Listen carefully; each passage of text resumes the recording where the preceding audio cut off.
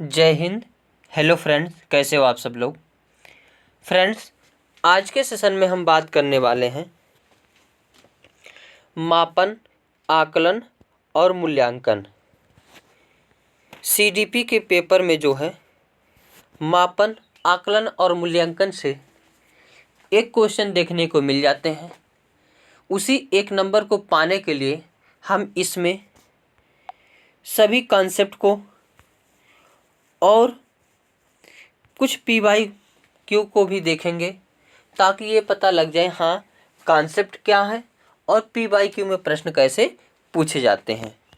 तो चलते हैं, और सीडीपी की अच्छे से तैयारी करने के लिए हमारे यूट्यूब चैनल को सब्सक्राइब कर सकते हैं, विजय एकेडमी। और इसमें सभी कॉन्सेप्ट बहुत अच्छे से दिखेंगे। अब पहला देखते हैं मापन मापन क्या होता है। मापन नंबर के हिसाब से बच्चे की योग्यता निर्धारित करना ही मापन कहलाता है। यानी बच्चा के 80 में से कितना नंबर पाया, या 100 में से कितना नंबर पाया है, या 120 में से कितना नंबर पाया है, या 150 में से कितना नंबर पाया है, या कितने में से कितना नंबर पाया है।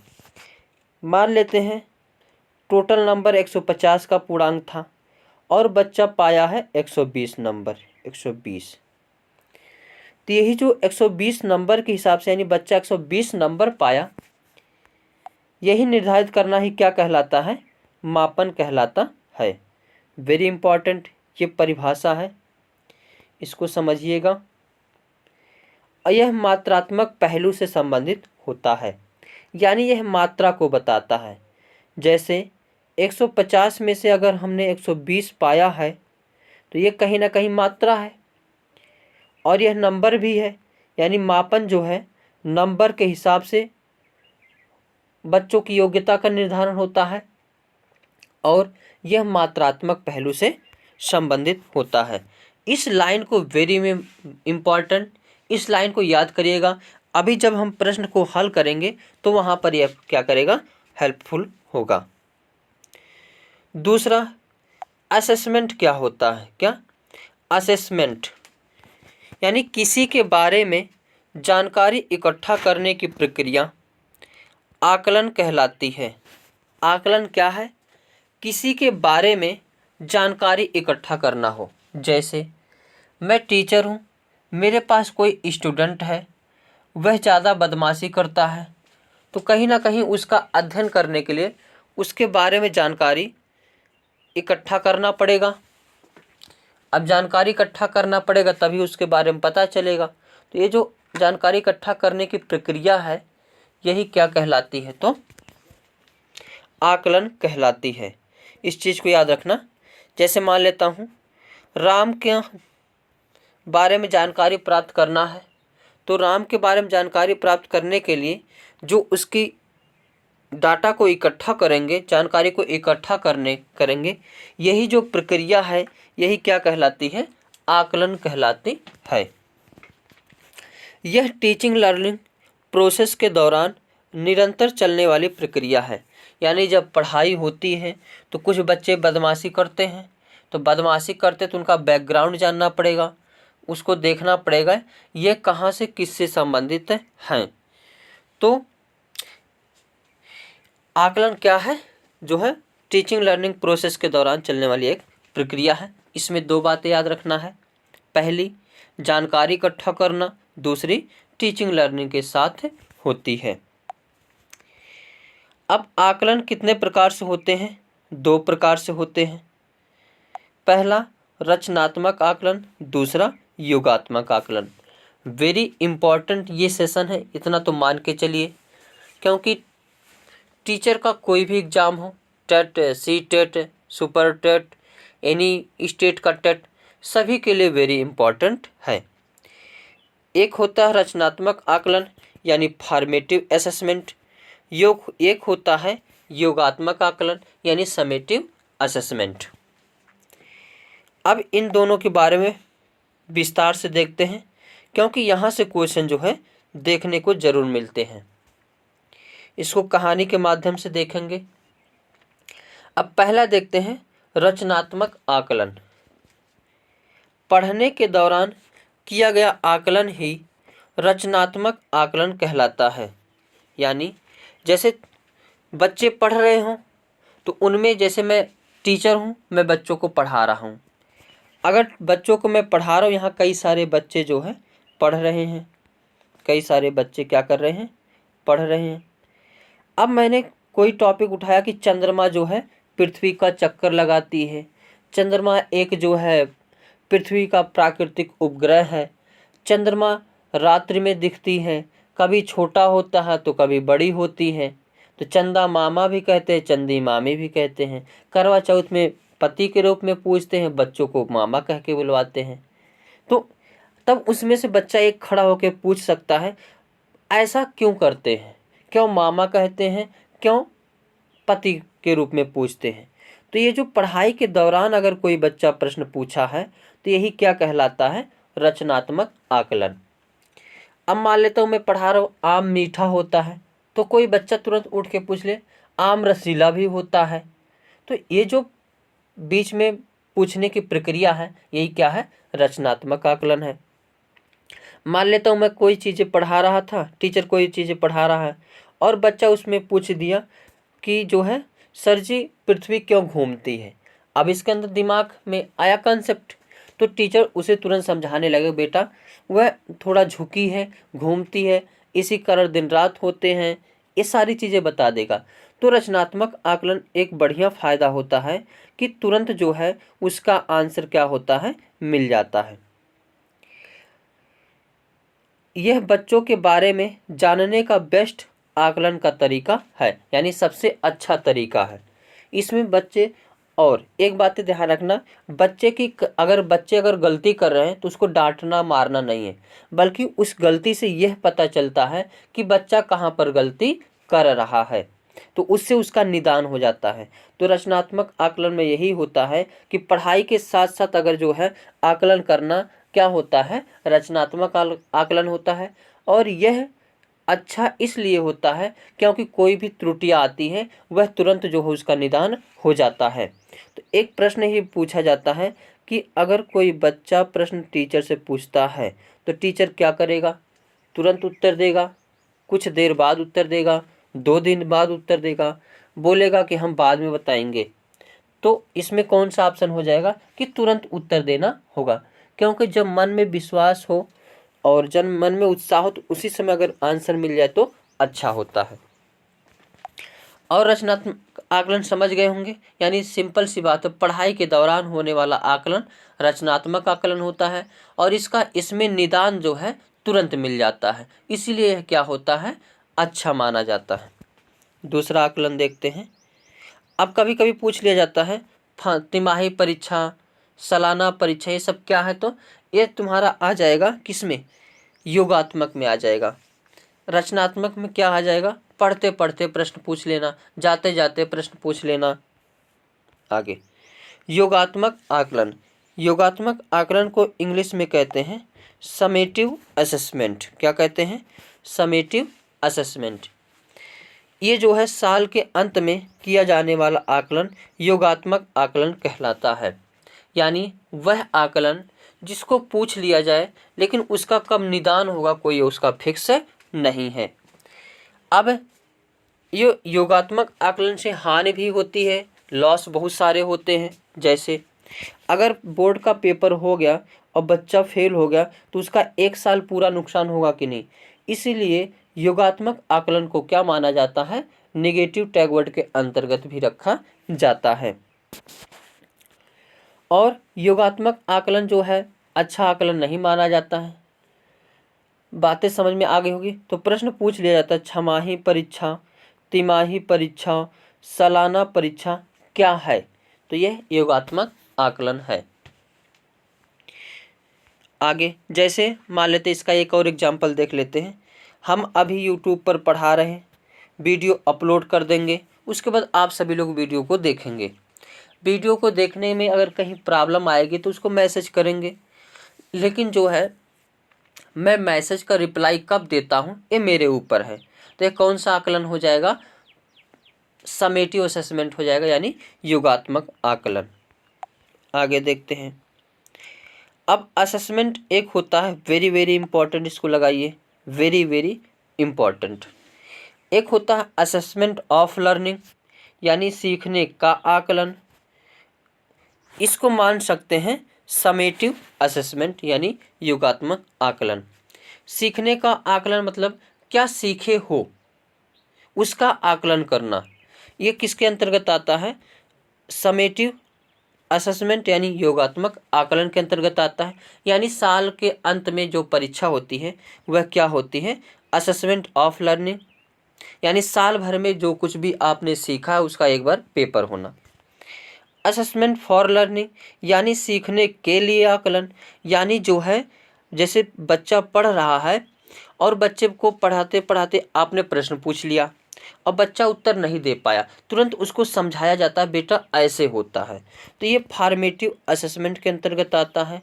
फॉर्मेटिव असेसमेंट यानी जो है पढ़ाते पढ़ाते प्रश्न को पूछ लेना। आगे है सीखने के रूप में आकलन, यानी सीखने के रूप, जैसे बावर्ची खाना को चखता है, एक इसमें आता है, ऐसे प्रश्न पूछा जाता है। तो ये जो है सेल्फ असेसमेंट के अंतर्गत आता है।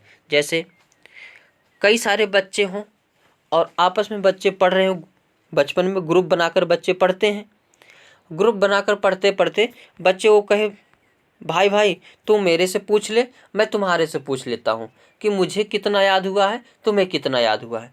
यानी पढ़ाई करते करते यानी ग्रुप में ही आपस में ही पूछ लेना, ये क्या कहलाता है? सीखने के रूप में आकलन। इसको स्व असेसमेंट, सेल्फ असेसमेंट या स्व आकलन भी कहा जाता है। सीखने का आकलन यानी साल भर में जो कुछ भी सीखा गया उसको एक बार परीक्षा ले लेना। सीखने के लिए आकलन यानी जैसे बावर्ची खाना को चखता है तो जानना चाहता है कि नमक कम है या ज़्यादा है। और सीखने के रूप में आकलन यानी ग्रुप में होकर के सीखना और कहना कि आप मेरे से क्वेश्चन पूछ लो, मैं तुम्हारे से क्वेश्चन पूछ लेता हूँ, तो ये हो जाएगा सीखने के रूप में आकलन। और सीखने का आकलन को समेटिव असेसमेंट यानी योगात्मक आकलन भी कहा जाता है। सीखने के लिए आकलन को रचनात्मक आकलन कहा जाता है और सीखने के रूप में आकलन को स्व आकलन कहा जाता है। आगे मूल्यांकन, वेरी वेरी इंपॉर्टेंट ये भी है।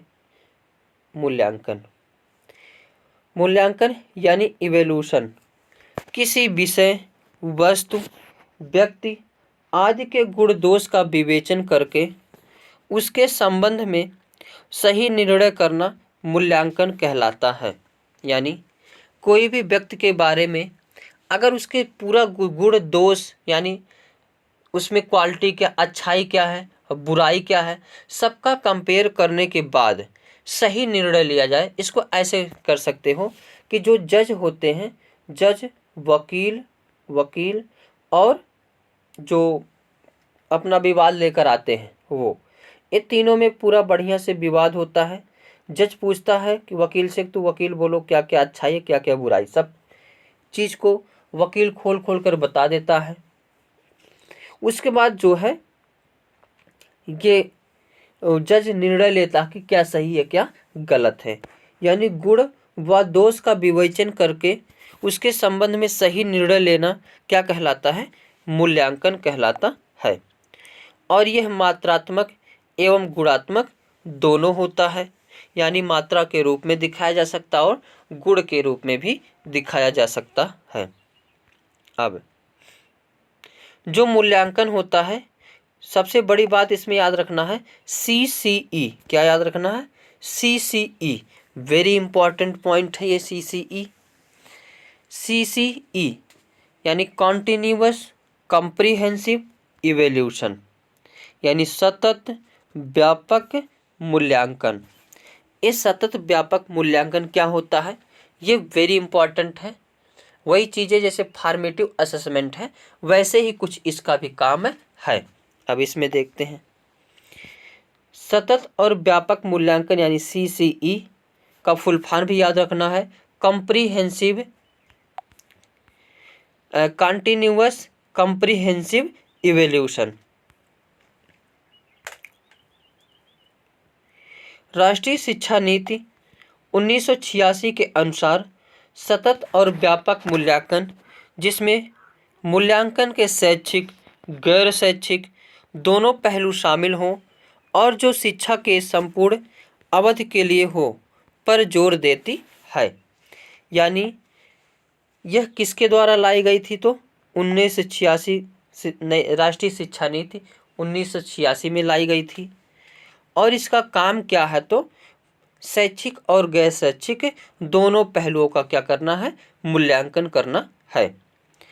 और जो शिक्षा के संपूर्ण अवधि के लिए हो, पर जोर देती है।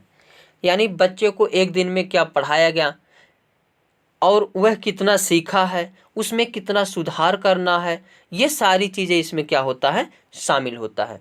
एक टीचर के पूरा रिस्पॉन्स बनता है कि जो है बच्चों को पूरा बताया जाए कि हमने कितना पढ़ाया, कितना बच्चे सीखे और किसको क्या, कौन सा बच्चा क्या नहीं सीखा और किसको उसको कैसे सिखाया जाए कि वो सीख जाए। ये सारा चीज़ किसके अंतर्गत होता है? जो है CCE के अंतर्गत होता है। मोस्ट इम्पॉर्टेंट ये पॉइंट है, मूल्यांकन की विशेषताएं। इसमें वैधता होनी चाहिए, वेरी इंपॉर्टेंट ये सारे पॉइंट हैं। वैधता मतलब यानी वैलिडिटी, इसका मतलब होता है वैध मूल्यांकन वह होता है जो वास्तव में उसी बात का परीक्षण करे इसके जिसके बारे में जानना चाहता है। यानी मान लेता हूँ जैसे कोई क्वेश्चन बनाया गया, वह बच्चे की मानसिकता को देखना चाहता है कि ये जो है पॉजिटिव सोचता है या नेगेटिव, तो क्वेश्चन से सब चीज़ पता चल जाता है। जैसे मैंने एक क्वेश्चन बोला कि अगर जो है एक जंगल में शेर, चूहा, खरगोश रहते हैं, तो इसके आगे कहानी बनाकर सुनाओ। तो अगर बच्चा कोई बोला कि तीनों आपस में दोस्त थे, तीनों एक दूसरे पर विश्वास करते थे, तो इससे लगेगा कि बच्चे के अंदर पॉजिटिविटी है। अगर वहीं कोई दूसरा स्टूडेंट हुआ बोले शेर तो खरगोश को खा जाएगा, खरगोश जो है शेर चूहे को भी खा जाएगा, तो थोड़ा सा यहाँ उसके मतलब है बालक किस प्रकार है, नेगेटिव प्रवृत्ति का है। इससे ये पता चल जाता है। तो अगर जिसके बारे में पूछा जाए वही पता चल जाए तो वही क्या होता है, जो है वैधता। दूसरा होता है एक पॉइंट विश्वसनीयता। परंतु विभिन्न परंतु एक जैसी परिस्थितियों में किसी प्रश्न, परीक्षण या परीक्षा का उत्तर पूर्णतः एक ही प्रकार का होगा तो ऐसा मापन विश्वसनीयता कहलाता है। जैसे अभी बालक को हमने एक 3 चीज़ें बताया कि शेर, खरगोश और चूहा, ऐसे कई लोगों से पूछ लो, अगर सभी लोग यानी बच्चों को ऐसे कई प्रकार की कहानी सुना दी जाए और सभी कहानी में बच्चा पॉजिटिव ही आंसर दे, तो यानी उसमें के अंदर विश्वसनीयता है, यानी वह जो है विश्वसनीय है। व्यवहारिकता क्या होती है? व्यवहारिकता यानी प्रैक्टिकली मूल्यांकन की प्रक्रिया, लागत, समय और प्रयोग सरलता की दृष्टि से वास्तविक, व्यवहारिक और कुशल होनी चाहिए। ये सब कई सारे प्रश्न पूछे जाते हैं। अब देखते हैं, एक है वस्तुनिष्ठता। ये क्या होती है? तो जिस मूल्यांकन में एक ही उत्तर हो और परीक्षक का प्रभाव ना पड़ता हो, वह क्या होता है? वस्तुनिष्ठता यानी वस्तुनिष्ठा होती है। जैसे प्रश्न पूछा जाता है, इनमें से कौन सा प्रश्न वस्तुनिष्ठता होगी? बहुविकल्पीय प्रश्न, बहुआंसरी प्रश्न, जो है निबंध, ऐसे दे करके। तो जो बहुविकल्पीय प्रश्न होते हैं, बहुविकल्पी, जैसे प्रश्न पूछ लिया दिल्ली की राजधानी क्या है, तो उसमें आप भारत की राजधानी, जैसे प्रश्न पूछ लिया गया कि भारत की राजधानी क्या है, तो दिल्ली है। अब दिल्ली के को कोई नहीं बदल सकता, या जांचने वाला या स्टूडेंट कोई नहीं बदल सकता, यानी जिसका आंसर एक हो, हर एक हाल में एक ही हो, वह क्या होता है? वस्तुनिष्ठता, यानी उस पर किसी का भी प्रभाव नहीं पड़ता है। जैसे इसके उदाहरण हो जाएंगे बहुविकल्पी प्रश्न। इसी में जैसे अगर निबंध ले लेंगे तो निबंध सारे बच्चे अपने हिसाब से लिखेंगे, पढ़ेंगे। तो इसमें जो है बच्चे का जो अगर मान लेते खास कोई टीचर है तो वह क्या करता है, उसमें नंबर बढ़ा भी सकता है, कम भी कर सकता है। तो इस पर जो प्रभाव पड़ेगा। तो वस्तुनिष्ठता समझ में आ गया कि बहुविकल्पीय प्रश्न में क्या होती है, वस्तुनिष्ठता पाई जाती है। इसीलिए जितने भी एग्जाम होते हैं सब में क्या होता है, बहुविकल्पीय प्रश्न। एक शब्द होता है व्यापकता या समग्रता। इसमें सारे गुणों का मापन होता है। जैसे अगर बहुविकल्पीय प्रश्न दिया गया तो 4 ऑप्शन रहेंगे, चारों ऑप्शन का अलग अलग महत्व रहेगा। तो अगर गलत आंसर लगाते हो यानी किसी के बारे में तुम्हें पता नहीं है, तो यानी उसमें जो है व्यापकता और समग्रता छुपी रहती है। आगे अब इसमें देखते हैं PYQ प्रश्नों को। हमने कॉन्सेप्ट को पढ़ लिया, अब PYQ को देखते हैं। पहला प्रश्न है मूल्यांकन को, और ये प्रश्न कहीं ना कहीं किसी न किसी एग्जाम में या टेट या सीटेट या टीचर के किसी एग्जाम में पूछा गया प्रश्न है। मूल्यांकन को पहला ऑप्शन है शिक्षण अधिगम प्रक्रिया का एक भाग होना चाहिए, केवल नंबरों और केवल भाई अगर दिख जाए तो देखते ही इनको कट मार दो। वस्तुनिष्ठ प्रकार के लिखित कार्यों पर आधारित होना चाहिए, एक अलग गतिविधियों के रूप में लेना चाहिए। तो मूल्यांकन क्या है, शिक्षण अधिगम प्रक्रिया का एक भाग होना चाहिए। तो इसमें जो है फर्स्ट यानी A option is the correct answer. ये सीटेट 2019 का क्वेश्चन था। आगे प्रश्न है मूल्यांकन का उद्देश्य है क्या, बच्चों को उत्तीर्ण या अनुत्तीर्ण घोषित करना। बी ऑप्शन है बच्चा क्या सीखा है जानना, बच्चों को सीखने में आई कठिनाइयों को जानना, उपरोक्त सभी।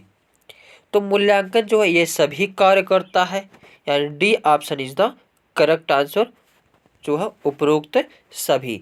ये क्वेश्चन पूछे गए हैं झारखंड 2011 में, CGTET 2014 में। आगे नेक्स्ट क्वेश्चन है योगात्मक मूल्यांकन का उद्देश्य है क्या है, समय विशेष एवं विभिन्न कार्यों पर एक विद्यार्थियों ने कितना अच्छा निष्पादित किया है पता लगाना, या अधिगम को सुगम बनाना व ग्रेड प्रदान करना। तो ग्रेड और देखते ही काट देना है। सी ऑप्शन है ऐसे विद्यार्थी का पता लगाना जो अपने साथियों के समकक्ष संप्राप्ति में कठिनाई अनुभव कर रहा है, या अगली इकाई के अनुदेशन से पूर्व प्रगति का पता लगाना है। अब इसमें जो है डी ऑप्शन और फर्स्ट ऑप्शन में थोड़ा सा समानता दिख रहा है, लेकिन इसमें अच्छा अगर चुनना हो तो क्या करेंगे। पहला ऑप्शन है समय विशेष एवं विभिन्न कार्यों पर एक विद्यार्थी ने कितना अच्छा निष्पादित किया का पता लगाना, और डी है अगली इकाई के अनुदेशन से पूर्व प्रगति का पता लगाना। तो इसमें अच्छा जो ऑप्शन हो जाएगा A option is the correct answer हो जाएगा। यानी साल भर में बच्चा जो है कितना चीज़ सीखा है और उसका कितना अच्छा जो है निष्पादित किया है उसका पता लगाना क्या होता है, योगात्मक मूल्यांकन का उद्देश्य होता है। क्योंकि योगात्मक मूल्यांकन क्या होता है कि वह मूल्यांकन जो है योगात्मक मूल्यांकन साल भर में एक बार परीक्षा होता है या छमाही तिमाही परीक्षा होता है, यानी उतने दिन में वो क्या सीखा है इसका पता लगाया जाता है। तो इसमें A option is the correct answer. ये राजस्थान टेट 2012 का क्वेश्चन है। आगे देखते हैं नेक्स्ट क्वेश्चन। जब सेमेस्टर के अंत में परीक्षण दिए जाते हैं तो इसे जाना जाता है क्या। बहुत इम्पोर्टेंट ये भी है, सारांशिक आकलन या योगात्मक आकलन, नैदानिक आकलन, नैदानिक तो होगा ही नहीं, अंतरिम होगा नहीं, रचनात्मक होगा नहीं। तो ये क्या है, योगात्मक आकलन यानी समेटिव असेसमेंट। तो A option is the correct answer. यह क्वेश्चन एमपी टेट 2019 में पूछा गया है। नेक्स्ट, क्रिस्टीना अपनी कक्षा को क्षेत्र भ्रमण पर ले जाते हैं और वापस आने पर विद्यार्थियों के साथ भ्रमण पर चर्चा करती है। यह किस ओर संकेत करता है? एसीटेट 2011 का क्वेश्चन है। सीखने के लिए सीखना, आकलन के लिए सीखना, आकलन का सीखना, सीखने का आकलन, सीखने के लिए आकलन। ये हो जाएगा सीखने के लिए आकलन, क्योंकि जो है सीखने के लिए आकलन नहीं, यह होगा आकलन के लिए सीखना। यानी बच्चे ने भ्रमण के लिए, भ्रमण पर जो है, ये थोड़ा कन्फ्यूजिंग क्वेश्चन है। क्या है? आकलन के लिए सीखना या सीखने के लिए आकलन, तो ये सारे हो जाएंगे गलत। तो क्या हो जाएगा? सीखने के लिए आकलन। यानी भ्रमण पर ले गया, घुमाया, तो उसमें देखना है कि बच्चे जो है इसमें कितना चीज़ें क्या किए हैं, सीखे हैं। इसका D option is the correct answer. आगे, अब सीखने का आकलन क्या होता है इसको जान लेते हैं। अच्छा, इसका आंसर जो है सीखने का आकलन हो जाएगा। सॉरी दोस्तों, जो है इसमें क्या हो जाएगा? सीखने का आकलन, यानी C option is the correct answer. अब सीखने का आकलन क्या होता है इसको देख लेते हैं। किसी भी प्रकार के शिक्षार्थी को प्रायोगिक व्यवहारिक ज्ञान देकर बाद में उस विषय पर चर्चा करना क्या होता है? सीखने का आकलन। यानी भ्रमण पर कितना चीज़ सीखे हो उसका आकलन, कि वह कितना सीखा, सीखने में त्रुटियां का पता लगाना, उन्हें पुनः सुधारने का प्रयास करना सीखने का आकलन कहलाता है। तो इस प्रश्न का आंसर जो है सी हो जाएगा, सीखने का आकलन। नेक्स्ट देखते हैं, ये वही प्रश्न है। तो इसका जो है ये सीटेट 2011 में पूछा गया था। आगे है नेक्स्ट क्वेश्चन। जब एक बावर्ची खाना पकाते समय खाने को चखता है तो वह आकलन के लिए सीखना के समान है, या आकलन का सीखना है, या सीखने का आकलन है, या सीखने के लिए आकलन है? तो इसमें जो है बावर्ची खाना को पकाते हुए उसको चखता है, तो यानी नमक को टेस्ट करता है कि सही नमक पड़ा है या नहीं, यानी सीखने के लिए आकलन। तो इसका D option is the correct answer. और ये क्वेश्चन जो है वेरी इंपॉर्टेंट लगा लीजिए, ये DSSB PRT में एस्टेट में पूछा गया प्रश्न है। आगे प्रश्न है, निम्नलिखित में से कौन सा एक उपयुक्त रचनात्मक आकलन का कार्य नहीं है? इसमें नहीं बताना है। तो इसमें जो है क्या है?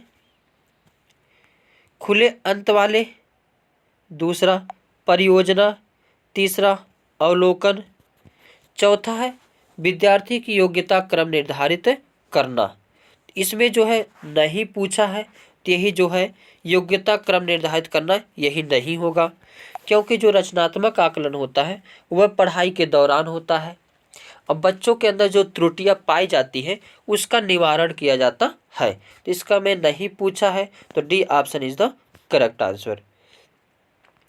एक क्वेश्चन DSSB PRT में पूछा गया है और यूपी टेट 2015 में पूछा गया है। नेक्स्ट क्वेश्चन है, पद व्यापक मूल्यांकन का तात्पर्य है, यानी जो व्यापक शब्द है उसका मतलब क्या है? अलग अलग समय किया जाने वाला मूल्यांकन, या अध्यापकों के एक समूह द्वारा किया जाने वाला मूल्यांकन, लंबी अवधि के कई टेस्ट, या विद्यार्थियों की समृद्धि के शैक्षणिक व शैक्षणिक आयामों का मूल्यांकन। तो CCE में जो व्यापक शब्द है उसका मतलब है विद्यार्थी की समृद्धि के शैक्षणिक व शैक्षणिक आयामों का मूल्यांकन। तो D option is the correct answer. यह HTET 2011 का क्वेश्चन है। आगे प्रश्न है, एक शिक्षक प्रश्न पत्र बनाने के बाद यह जांच करता है कि क्या प्रश्न परीक्षण के विशिष्ट उद्देश्यों की परीक्षा ले रहा है, वह मुख्य रूप से प्रश्न पत्र के बारे में चिंतित है, यानी किस बात को लेकर चिंतित है, संपूर्ण विषय वस्तु को शामिल करने के में, या प्रश्नों के प्रकार में, या विश्वसनीयता में, या वैधता में। इसमें टीचर क्या कर रहा है कि प्रश्न पत्र बना लिया है और वह जांच रहा है कि मतलब मैंने जिस उद्देश्य से बनाया है वह उद्देश्य इसमें मिलेगा कि नहीं। तो इसमें वैधता पाई जाएगी, यानी जो है D option is the correct answer. ये स्टेट 2011 में पूछा गया है, सी टेट 2012 में पूछा गया है, डी एसएसबी पीआरटी में पूछा गया है। नेक्स्ट क्वेश्चन है, एक परीक्षण तैयार करने के बाद एक शिक्षक प्राप्तांकों की निरंतरता को जांचने के लिए एक ही आयु वर्ग के बच्चों पर प्रशासित करता है। वह निम्न प्रकार के जांचना चाह रहा है, यानी क्या देखना चाह रहा है, संपूर्ण विषय वस्तु को शामिल करने नहीं, प्रश्नों के प्रकार नहीं, वैधता नहीं। इसमें क्या हो जाएगा, विश्वसनीयता, क्योंकि वह देखना चाह रहा है कि इस समूह एक ही समूह वर्ग के बालकों पर देख रहा, यानी वह विश्वसनीयता में है कि जो है ये सही से विश्वसनीय होगा कि नहीं। ये क्वेश्चन पूछा गया एच टेट 2013 में, सी टेट 2012 में, डी एसएसबी पीआरटी में। नेक्स्ट क्वेश्चन देखते हैं। तो आज के सेशन में बस इतना ही।